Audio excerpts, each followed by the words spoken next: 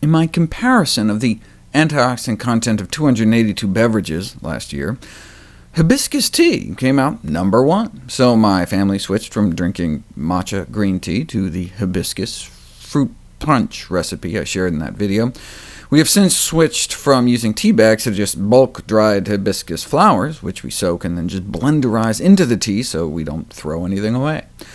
But just because something has antioxidant power in a test tube doesn't mean it has antioxidant flower power in the body. Maybe the phytonutrients aren't even absorbed.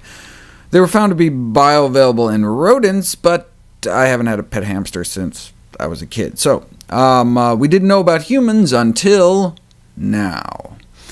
Consumption of a hibiscus aqueous extract, in other words tea, and its impact on systemic antioxidant potential in healthy human subjects.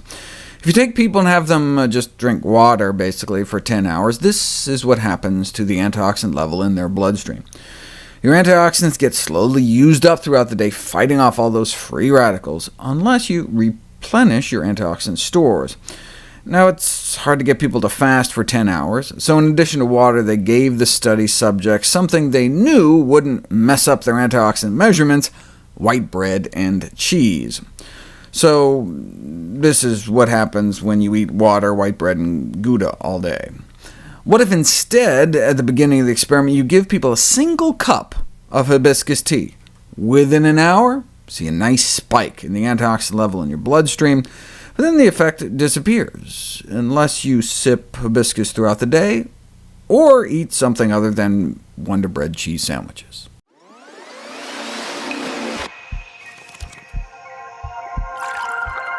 Hibiscus tea, also known as Roselle or Jamaica, is enjoyed around the world hot or cold for its bright red color and tart cranberry-like flavor. It's the zing in red zinger tea. I talk about its benefits in the chapter on high blood pressure and how not to die, working as well as some leading antihypertensive medications in head-to-head tests, or even beating the drugs out. Within 3 hours of drinking hibiscus tea, changes in hundreds of metabolites can be detected in the human bloodstream, with creative names like hibiscus acid, or hibiscin, or hibiscitrin. Alterations in human gene expression at the 3-hour mark after drinking it suggest a downregulation of cholesterol synthesis and an improvement in metabolism, but randomized controlled trials failed to consistently find cholesterol-lowering benefits. An interesting side effect popped up, though: weight loss. In Mexico, hibiscus tea has been traditionally used as a treatment for obesity, sparking lots of research interest. Computer modeling studies have suggested that certain hibiscus compounds might bind to the fat-digesting enzyme lipase, like a lock and key. Test tube studies screening a variety of medicinal plants did indeed find hibiscus inhibited lipase more than most of the others, and hibiscus has been found to reduce body fat in hamsters, mice, and rats, increasing fecal fat excretion, but it wasn't tested in people until this study, published in 2014. The title gives the findings away. Spoiler alert, hibiscus can inhibit obesity and fat accumulation in humans, and improve fatty liver. To create a randomized, double-blind trial, instead of trying to create some artificially colored and flavored placebo tea, they just dried the hibiscus tea into powder and put it into capsules. After 12 weeks, there was a greater reduction in waistlines and percent body fat in the hibiscus group compared to those who got placebo capsules, but the dose they ended up using was equivalent to like 9 cups of hibiscus tea a day. I recommend people stick to no more than a quart a day on a regular basis due to the high manganese content. Manganese is an essential trace mineral, but 9 cups a day might result in too much of a good thing.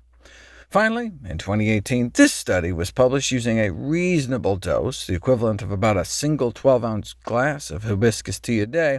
The complicating factor is that they also added lemon verbena to the mix. That's another herbal tea, better known for improving recovery after intense bouts of strength training, but there was some promising in vitro data on effects of lemon verbena on fat cells in a petri dish, so they tried a combination. It comes out to be about a cup and a half of hibiscus tea and a quarter cup of lemon verbena tea once a day for 2 months. Both the tea and placebo groups were fed diets containing the same amount of calories, yet those randomized to the tea group lost significantly more weight, 5 pounds compared to 3 pounds.